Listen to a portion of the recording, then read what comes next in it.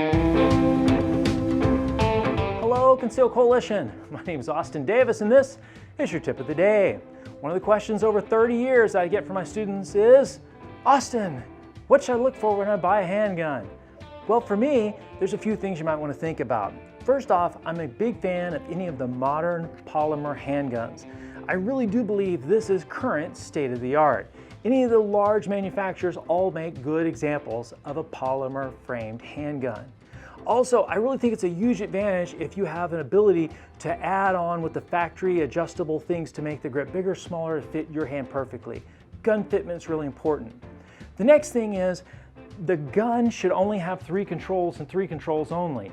I think you need a trigger to make it go bang. I think you need a slide stop to go ahead and hold the slide back. I think you need a way to release the magazine. Any other controls, we need to really think about this.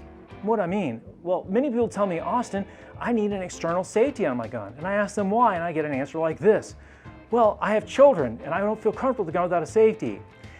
Or, when I pull the trigger, I want it to go bang. If you're leaving an unsecured firearm around children, or if you're pulling on the trigger and hoping the mechanical safety will keep from going bang, we don't have a safety problem, we have a training problem.